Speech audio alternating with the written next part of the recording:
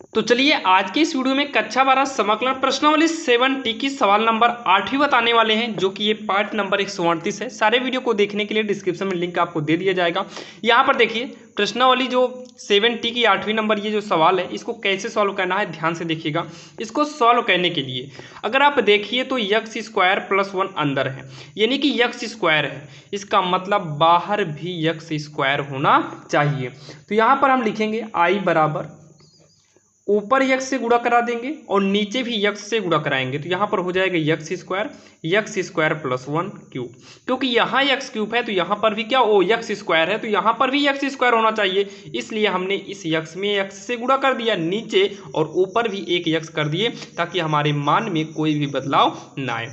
और यहाँ पर कर देते हैं dx। ये तो आपके समझ में आ गया होगा। अब जो है इसे आंशिक भिन्न के रूप में तोड़ना होगा। उससे पहले इसको हम मान लेते हैं जो अंदर है, माना यक्स स्क्वायर प्लस 1 को हम टी मान लेते हैं। अगर हम कुछ माने हैं तो उसका अवकलन तो करना पड़ेगा, तो हो जाएगा 2x प्लस 1 का अवकलन 0 बराबर dt का अवकलन कर ओ टी का करेंगे तो dt अपान dx होगा।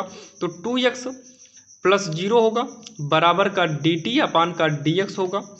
तो 2x dx बराबर हो जाएगा dt और dx बराबर हो जाएगा dt अपान का 2x। अब यहाँ पर देखिए इंटीग्रल x अपान, देखिए यक्स स्क्वायर प्लस 1 को हम t माने हैं तो ये तो t क्यूब बन जाएगा। प्रॉब्लम इसमें पड़ेगी, प्रॉब्लम कहाँ पड़ेगी यक्स स्क्वायर, तो यहीं से हम निकालते हैं अगर यक्स स्क्वायर का मान तो t माइनस का 1 हो जाएगा। पक्षांतर करके t का मान ओ यक्स स्क्वायर का मान निकाल सकते हैं। तो जहाँ यक्स स्क्वायर है वहाँ पर t माइनस 1 करेंगे और इसको पूरे को हम t माने हैं तो यहाँ पर t क्यूब हो जाएगा और यहाँ पर dt अपान का 2x कर देंगे, क्योंकि यहाँ पर dx है और dx के स्थान पे यूज करना है dt अपान का 2x। यक्स को यक्स से हम करेंगे यानी कि काट देंगे 1/2 इंटीग्रल 1 अपान t माइनस का 1 और यहाँ पर t क्यूब हो जाएगा। यहाँ तक आपके समझ में आ गया होगा। अब जो है इसे हमें आंशिक भिन्न के रूप में तोड़ना होगा। किसमें? आंशिक भिन्न के रूप में तोड़ना होगा। तो यहाँ पर जो है इंटीग्रल को हटा देते हैं और कुछ समय के लिए यहाँ पर लिखते हैं माना 1/t माइनस 1 t क्यूब बराबर क्या होगा, तो a/t माइनस 1 हो जाएगा। प्लस में यहाँ पर क्यूब है, ध्यान से सुनिएगा, अगर एक ही पावर है जैसे t की पावर 1 है तो वहां पर नॉर्मल a लेते हैं। अगर यहाँ स्क्वायर होता ना तो ax प्लस b लेते, लेकिन ये क्यूब आ गया है। क्या गया? क्यूब आ गया है। तो यहाँ पर लेंगे, देखिए bx प्लस सी हम यूज करते, bx प्लस सी यूज करते, t स्क्वायर होता था। जब क्यूब है तो यहाँ पर bx स्क्वायर, तो t है तो t करेंगे bt स्क्वायर, फिर ct प्लस का d करेंगे, मतलब 3 है पावर तो यहाँ पर भी 3 होना चाहिए। ये हो गया और इसी को हम जो है समीकरण 1 मानकर छोड़ भी देते हैं, क्योंकि अभी लास्ट तक इसी में आपको ABCD का मान निकाल के रखना होगा। और जो सबसे बड़ी प्रॉब्लम होती है वो ABCD का मान में होती है। तो ध्यान देना, बिल्कुल चुटकियों में सिखा देंगे ABCD का मान निकालना। तो क्या करना है, 1/t माइनस 1 करिए और t क्यूब करिए, इन दोनों का लघुत्तम लेंगे तो t माइनस का 1 t क्यूब आएगा। इससे ये कटेगा, t क्यूब बचेगा, t क्यूब का गुणा कराएंगे तो at क्यूब होगा, प्लस में t क्यूब से t क्यूब कटेगा तो इससे गुणा कराएंगे तो bt square plus ct plus का d, इसमें गुणा करा देंगे t माइनस 1 से। अब इसी को सॉल्व करना है। ये तो कट ही गया, यहाँ पर कुछ नहीं है यानी कि 1 बचा है। तो चलिए अब इसका हम गुणा कराते हैं। तो गुणा कराएंगे तो at क्यूब प्लस, पहले हम t का गुणा पारी पारी तीनों में करा देते हैं।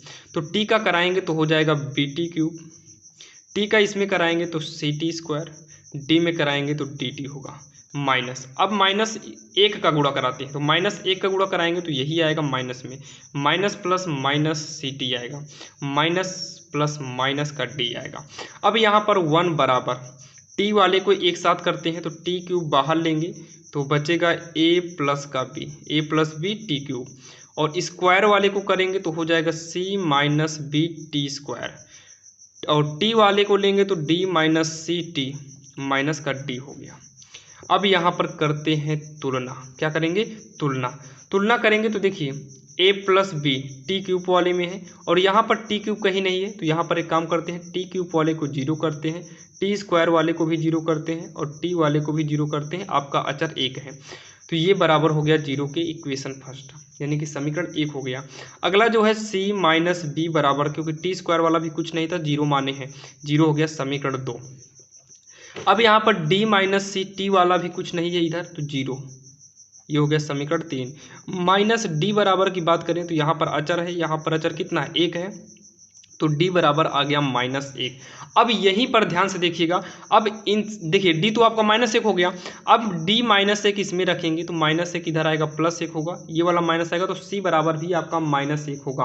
तो यहाँ से आप ए बी सी डी का मान निकाल लीजिए और यहाँ से निकालने के बाद जस्ट आपको समीकरण एक में रखना होगा। तो चलिए इतना आप जल्दी से नोट कर लीजिए या फिर स्क्रीनशॉट ले लो, तो आगे देखते हैं। एक बार जो है जो समीकरण आया था ए प्लस बी बराबर जीरो आया था, सी माइनस का बी बराबर जीरो आया था और डी माइनस सी बराबर जीरो आया था, जो अभी हम समीकरण एक दो तीन माने थे। और यहाँ पर देखिए ना माइनस डी बराबर एक, यानी कि डी बराबर माइनस एक किए थे, हमने नोट कर लिया ताकि आपको कोई डाउट ना हो। देखिए डी का मान अगर आप इसमें रखेंगे तो minus one minus C is equal zero, minus C बराबर होगा प्लस का एक, सी बराबर माइनस का एक हो जाएगा, माइनस इधर कर देंगे। अब सी का मान उठाइए इसमें रख दीजिए, किसमें, दूसरे वाले समीकरण, ये समीकरण एक है, ये समीकरण दो है, ये समीकरण तीन है, तो सी का मान उठाइए और समीकरण दो में रखेंगे तो माइनस वन माइनस बी बराबर जीरो, माइनस बी बराबर एक, बी बराबर माइनस एक, ये भी आपका माइनस एक ही आएगा।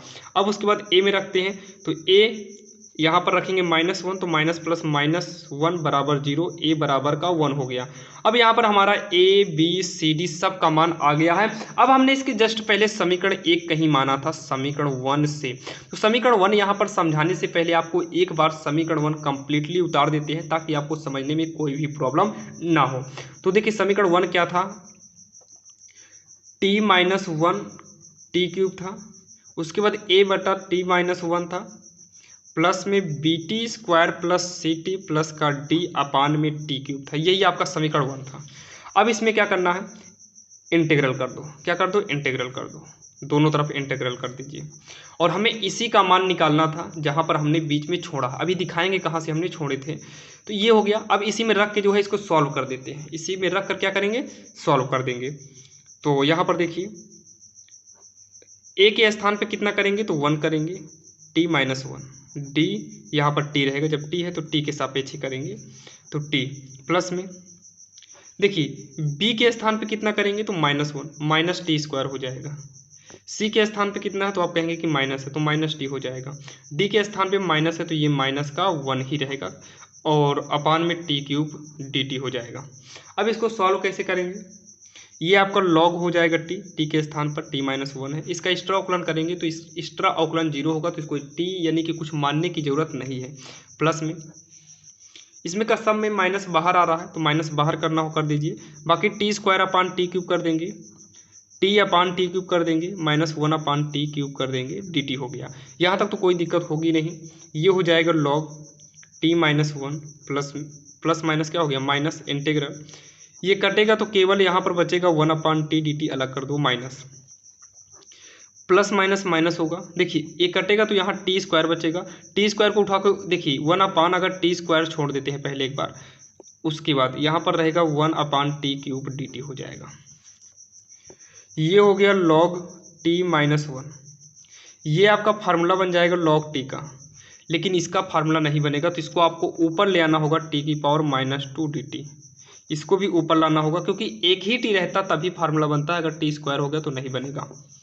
ये हो जाएगा log T minus one log T, इसको समाकलन करेंगे तो पावर में एक जुड़ेगा तो पावर में एक जोड़ेंगे तो माइनस वन, नीचे भी माइनस वन, इसमें पावर में जोड़ेंगे तो माइनस टू होगा क्योंकि माइनस तीन में एक जोड़ेंगे तो एक कम हो जाएगा, माइनस दो होगा, बटे माइनस दो प्लस का सी कर देंगे। अब जो है यहाँ पर लॉग टी माइनस वन करेंगे, ये हो जाएगा log T, minus minus plus होगा, इसको प्लस बनाने के लिए बटे में भेज देंगे, माइनस माइनस प्लस होगा वन अपान टू, ये टी की पावर माइनस टू है, इसको प्लस में करने के लिए टी स्क्वायर नीचे कर देंगे प्लस का सी। अब यहाँ पर अगर आप देखिए थोड़ा बैक में आते हैं, यहाँ पर देखिए हम जो ABCD का मान है यहाँ पर रखें, लेकिन हम जो समाकलन को छोड़े थे वो समाकलन यहाँ से छोड़े थे, इसको हम समीकरण R मान लेते हैं। अब जो है ये पूरा इसका इंटीग्रल जो निकाले हैं ये पूरा इंटीग्रल ला के इसमें रखना होगा, यानी कि 1/2 इसमें है, तो सीधा हम वहाँ पर दोनों पक्षों में 1/2 से गुणा कर देंगे तो फाइनली हमारा हो जाएगा। क्योंकि हमारा इंटीग्रल जो है यहाँ पर इंटीग्रल करके इतना ही केवल आया, केवल इतना ही आपका आया है, लेकिन 1/2 आगे होता तब हम देखिए हम छोड़े कहाँ से थे, 1/2 से छोड़े थे, तो वहाँ पर हमें 1/2 लाना है, यानी कि दोनों तरफ 1/2 से गुणा करके टी का मान रख दीजिए, काम खत्म हो जाएगा। तो चलिए यहाँ पर देखिए इसको नोट कर लेते हैं 1/t-1 और यहाँ पर t3। तो यहाँ पर क्या करेंगे, टी का मान भी रख देते हैं, टी का मान रखने पर तथा दोनों तरफ क्या करना है, तथा दोनों तरफ 1/2 से गुणा भी करना है। 1/2 चाहिए ना, तो 1/2 से गुणा कर देते हैं। यहाँ पर अगर हम टी की वैल्यू रखेंगे तो टी की वैल्यू कितनी थी, यहाँ पर देखिए टी की वैल्यू जो माने थे टी, देखिए x² + 1 बराबर का टी माने थे, तो टी की वैल्यू x² + 1 है, रख देते हैं। तो x² + 1 करेंगे तो -1 पहले से है, तो 1/, देखिए x² + 1 करेंगे -1 पहले से, तो x² बचेगा। यहाँ पर कर देंगे x² + 1 का क्यूब है, लॉग यहाँ पर x² + 1 करेंगे तो -1 से +1 कट जाएगा, केवल यहाँ पर x² बचेगा, लॉग x² + 1 1/, क्या हो जाएगा, 1/, हो जाएगा x² + 1, और इसमें जो है प्लस में 1/2 x² + 1 प्लस का c में गुणा नहीं कराइएगा, और यही इसका फाइनली आंसर हो जाएगा। बाकी अगर इसको ऊपर रहना करना चाहो, जैसे यहाँ पर ऊपर था, कर सकते, कोई दिक्कत नहीं। ये log m minus log n के हिसाब से इन दोनों को जो है इसे इसके बटे में भी कर सकते हो। बाकी आप कुछ मत करिए, यही इतना कर देंगे तो आपका एक भी नंबर बोर्ड एग्जाम में कटने वाला नहीं है। और आशा करता हूँ आपको ये सवाल समझ में आ गई होगी। तो चलिए मिलते हैं किसी अन्य वीडियो में, तब तक के लिए जय।